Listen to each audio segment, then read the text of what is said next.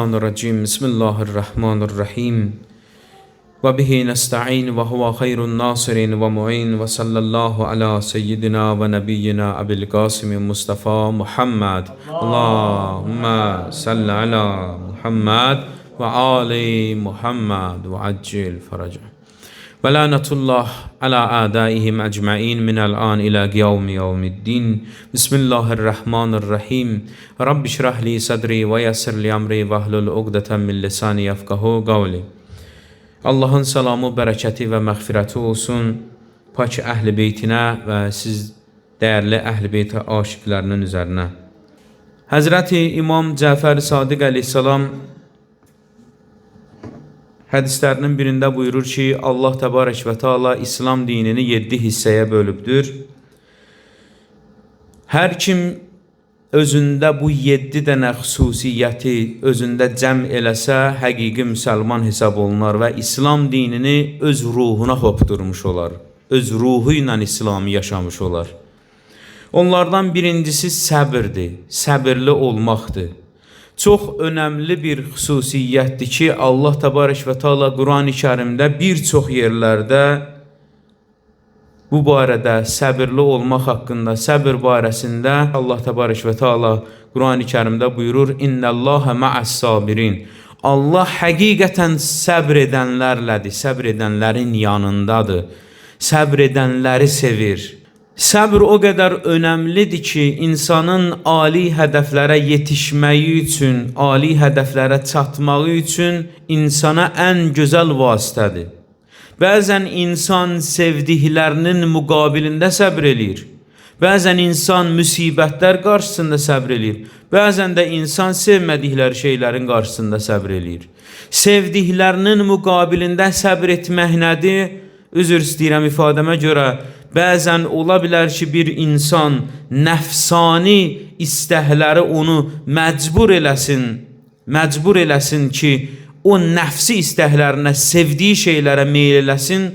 Amma əgər insan o nəfsi istəklərinə yox deyərək, nəfsani istəklərinə yox deyərək səbr eləyirsə də, xoş o insanın halına. Allahın yanında bir dəyəri, bir məqamı var.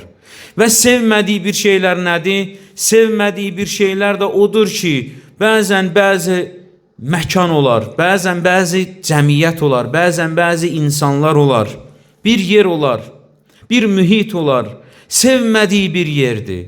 Amma orada olmaq dinə bir faydası var. Amma orada olmağın Allahın rizayəti var ki, sən sevməsən də Allah səndən istəyir ki, orada olasan. O etdiyin səbrin müqabilində bir çox mükafatları sənin üçün əta eləyər. İkinci, Həzrət buyurur ki, düz danışmaq, siddiq olmaq. Düz danışmaq İslam dininin ən çox təkid elədiyi xislətlərdən biridir. Yalancı insanın nə Allah yanında bir dəyəri var, nə də bəndələrin arasında bir dəyəri var. Yalancı insan elə cəmiyyətin içərisində də nifrətlə qarşılanır. Yalancı insanın dürüstlüyü olmaz, bir mənliyi, kişiliyi olmaz. Yalancı insan heç vaxt cəmiyyətdə sevilə bilməz. Ona görə insana Allah Teala və Allahın Peyğəmbəri Əhl-i Beyt əleyhissalam dəfələrlə tövsiyə edir ki, düz danışın. Bu barədə İmam Baqir əleyhissalam buyurur: düz danışın ki, Allah doğrularla birlikdədir. Allah Quran-ı Kərimdə ayələrdə əmr eləyir ki, düzgün danışan insanlarla dostluq eləyin. Düzgün danışan insanlarla oturun durun. İmam Musa Kazım əleyhissalam buyurur ki, o kəsin ki, dili düz danışar, rəftarı da pak olar. Quran-ı Kərimdə Allah Teala buyurur ki, qiyamət günü insanlar ki, məhşərdə olacaq, həsrət içərisində olacaq, çətinlik içərisində olacaq, Allahdan nida gələcək ki, bu gün elə bir gündür ki, o insanlar ki, dünyada düz danışırdı, o insanlar ki, Allahın əmrlərinə itaət eləyirdi, haramdan çəkinirdi, uzaq olurdu, deyir, bu gün onların günüdür. Yəni, bu gün onlar nicat tapacaq, bu gün onlar qurtuluşa, nicata çatacaqlar.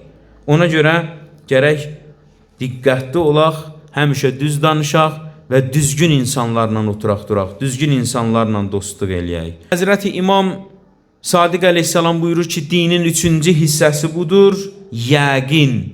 Yəqin nədir? Yəqin o şeydir ki, gözünlə görəsən, gözünlə görəsən. Məhsum insanların hər biri yəqin məqamındadılar. Məhsum insanların hər biri, Əhl-i Beyt əleyhissalam, peyğəmbərlər, hamısı yəqin məqamındadılar.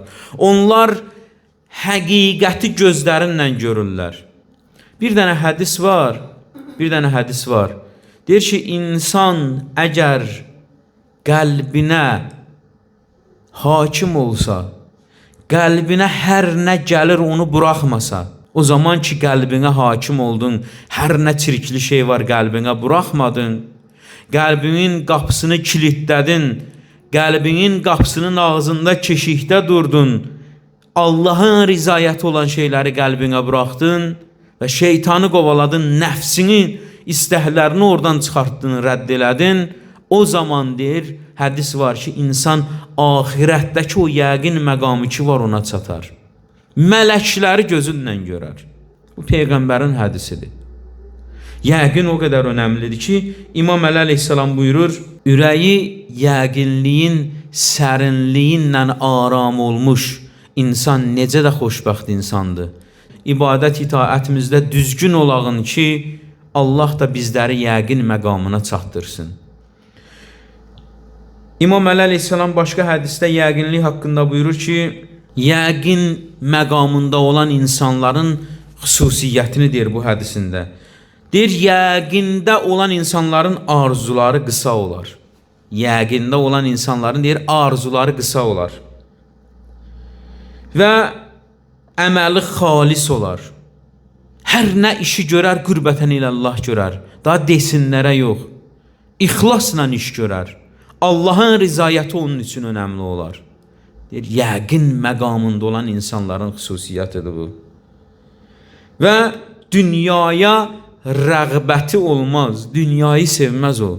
Onun üçün önəmli olan axirət aləmidir. Axirətdir onun üçün ona önəmli olan, deyir, axirəti sevər o. Axirətə bağlı olar. Yəqin məqamında olan insanların xüsusiyyətləridir bu. Dördüncü ki, İmam Sadiq əleyhissalam buyurur, Allah İslamı 7 yerə bölür. Onun dördüncüsü ümiddir. Allaha ümid bəsləmək. Allaha ümid bəsləmək. Allah Teala Quran-ı Kərimdə Yusuf surəsinin 87-ci ayəsində buyurur ki, Allahın mərhəmətindən ancaq kafir adamlar ümidlərini üzərlər. Allahın mərhəmətindəndir, ancaq kafir adamlar ümidlərini üzər. Allah bağışlayandır, mehribandır, rəhimlidir. Heç bir zaman, özü deyir Quran-ı Kərimdə, Allah təbarək və teala deyir, ey günah vasitəsilə özlərinə zülm etmiş bəndələrim, və la təqnətu min rəhmətillah. Deyir, heç bir zaman mənim rəhmətimdən naümid olmayın. Deməyin ki, Allah məni bağışlamaz. Deməyin ki, Allah məni əff etməz. Bu qənaətdə, bu düşüncədə olmayın. Allah ərhəmər rahimindir. Hədislərdə var ki, qiyamət günü Allahın rəhməti o qədər məhşərə təcəlla eləyər, hətta Allah şeytana lənət eləsin, şeytan belə ümidlənər ki, Allah bəlkə məni bağışladı.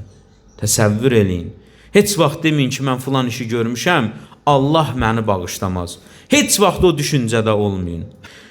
Hicr surəsinin 56-cı ayəsində də Allah təbarək və teala buyurur ki, doğru yoldan azanlardan başqa heç kəs Allahdan ümidini üzməz. Qardaş, cəmiyyətdə nə qədər eləsi insanlarla rastlaşırıq. Vaxtı ilə ibadət əhli idi, namaz əhli idi. İndi bu günlərim bunun kişiliyi çatıb ibadətində, itaətində sadiq ola bilmədi, başlayır dinə ləkə vurmağa. Səbəbi nədir bunların? Nəticədə niyə bu cürnə olur? Səbəbi budur ki, insan günah eləyə, dalbadal tövbə eləməyə. İnsan tövbədən qaça, uzaq ola. Tövbə təxirə düşdükdə insan səbəb olur ki, yavaş-yavaş ibadət onu tərk eləsin. O namazı tərk eləmir.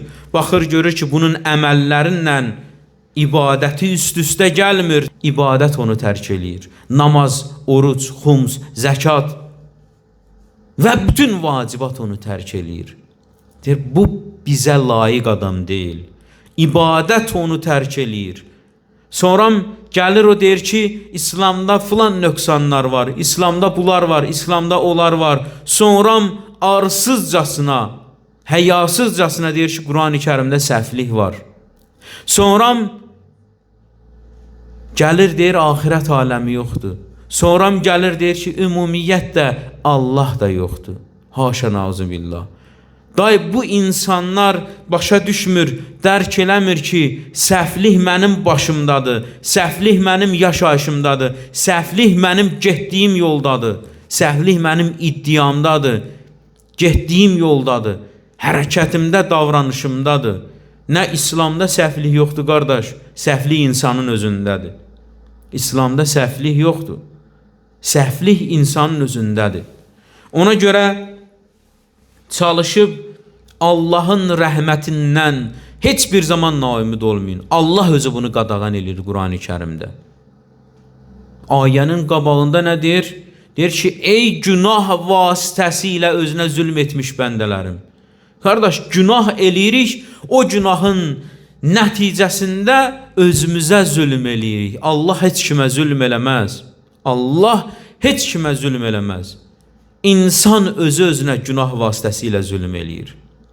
Özü deyir ki, ey günah vasitəsilə özlərinə zülm etmiş bəndələrim, mənim rəhmətimdən heç vaxt naümid olmayın və la təqnatu min rəhmətillah. Ona görə Allahın rəhmətindən, Allahdan yalnız kafirlər, yalnız haqdan uzaqlaşan müşriklər, yolunu azmışlar, ümidsiz olar. Allah'a hər zaman bağlı olun. Allahın ipindən o qədər möhkəm yapışın ki, o ümidsizlik sizlərə qalib gəlməsin. 5-ci hissəsi də vəfadır. Əgər insan həqiqi müsəlman olmaq istəyirsə də gərək vəfalı olsun. Əhdə vəfalı olsun. Bir neçə dənə əməl ki var, mən dəfələrlə demişəm bunu, yenə də yeridir deyim.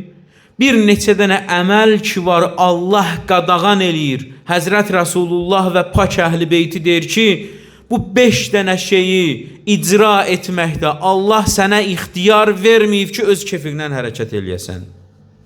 İcazə verməyib ki, özün kefinə uyğun hərəkət eləyəsən. Onlardan biri də əhdə vəfalı olmaqdır. Quran-ı Kərimdə Allah Teala buyurur ki, "Awfu bil əhd." Əhdinizə vəfa eləyin. Allah əmr eləyir ki, əgər bir nəfərlə müamilə elədiniz, bir müqavilə bağladınız, birinə bir söz verdiniz. Birinə bir söz verdiniz ki, filan işi mən eləyəcəm, həyata keçirəcəm, sənə köməklik eləyəcəm və yaxud da ki, hər hansı bir sahədə birinə əgər söz verdiniz, o sözünüzə əməl eləyin. Awfu bil əhd deyir Quran-ı Kərimdə Allah Teala. Bu barədə Mövla Əmir əl-Möminin əleyhissalamın çox gözəl hədisi var. Deyir, vəfalı olmayan insanları özünüzə dost seçməyin. Vəfası olmayan insandan insana dost olmaz. Vəfasız insan insanı həmişə yarı yolda qoyar, məqsədə çatdırmaz. Əgər istəyiriksə də həqiqi müsəlman olaq, həqiqi İslamı qəlbimizə hopduraq, o zaman gərək əhdə vəfalı olaq, vəfalı şəxsiyyətlərdən olaq. Çünki bizim öndərlərimiz, bizim böyüklərimiz, bizim ağalarımız hamısı vəfalı olubdur. Peyğəmbər salavatullah öz dövrünün ən vəfalı şəxsiyyəti idi. Ən əmanətdar şəxsiyyəti idi. Ən əzəmətli şəxsiyyəti idi. Onun əhl-i beyti o cürünə. Əgər biz istəyiriksə də həqiqi Rəsulullahın ümmətlərindən olaq, həqiqi Rəsulullahın yolunu davam eləyənlərdən olaq, gərək biz vəfalı şəxsiyyətlərdən olaq. 6-cı Həzrət İmam Sadiq əleyhissalam buyurur, elmdir. Elm ümumiyyətlə İslam dinində ilk nazil olan ayədən bəllidir ki, Allah Teala elmə necə də böyük dəyər verib. Birinci ayə nədir? İqra bismi rabbikəl-ləzi xaləq. Səni yaradan Rəbbinin adıyla oxudur. Elmə işarədir burada. Allah biz müsəlmanlara əmr eləyir ki, savadlı olun. Savadlı olun. Bütün dünyanın mütəfəkkirləri, böyük şəxsiyyətlər, əzəmətli insanlar, bir məqama çatan insanlar, müəyyən bir şeyləri ixtira eləyən, kəşf eləyən insanlar hamısı müqəddəs Qurani Kərimi açıb ondan öz yollarını tapıbdılar. Mütəəssifanə biz müsəlmanlar nə edirik? Öz müqəddəs kitabımızdan bir Hristiyanın, bir Yahudinin, bir başqa dinə mənsub olan, başqa əqidəyə mənsub olan insanların istifadə etdiyi qədər istifadə etmirik. Ona görə biz sinifdə qalırıq. Ona görə irəliləyə bilmirik. İmam Əli əleyhissalamın dövrünə baxsaq, İmam Əli əleyhissalam deyir, insanlar mənim qədrimi, qiymətimi bilsəydi, mən onlara sudan nur yaradardım, işıq yaradardım. Bugünkü gündə bütün, belə deyim, işıq elektrik stansiyalarının 99,9% hamısı sudan generatorlar vasitəsilə elektrik ürətirlər. İmam Əli əleyhissalam 1500 il bundan qabaq, 1400 il bundan qabaq bunu demişdi. Demişdi ki, əgər insanlar mənim qədrimi bilsəydi, mən onlara sudan nur yaradardım. İmam Muhammed Baqir əleyhissalam bu barədə buyurur, elm öyrənməyə çalışın. Çünki elm öyrənmək gözəl əməl, onu axtarmaq isə ibadətdir. Peyğəmbər salavatullah buyurur, Ənə mədinətul elm, Aliyyun babuha. Deyir, mən elmin şəhəriyəm, Əli isə onun qapısıdır. Qardaş, elm öyrənmək istəyirsən, bunlara müraciət eləməlisən. Bunların qapısından daxil olmalısan elm şəhərinə. Və sonuncu da budur ki, helm. Elm başqa bir şeydir, helm başqa bir şeydir. Helm ümumiyyətdə xoş xasiyyətli insanlara, gülər üzlü, gözəl əxlaqlı insanlara həlim deyirlər. Deyirlər ki, bu insan helmli insandır. Helm barəsində Əli ibn Əbu Talib əleyhissalam buyurur ki, xeyir sənin malının və dövlətinin çoxalmasında deyil. Xeyir bu 5 şeydədir. Birincisi deyir ki, elminin çoxalmağındadır. İkincisi deyir ki, helminin əzəmətli olmasındadır. Üçüncü deyir ki, Allaha ibadətlə insanlara öyünməyindədir. Yəni, başqa şeylərinlə yox. Ay, mənim evim var, mənim maşınım var. Yaxşı əməllərin varsa da deyir, öyünməyin onunla olsun. Allahın yolundayam, Allaha həmd sənə eləyirəm. Ona görə onunla övünürəm mən. Ona şükr eləyirəm mən.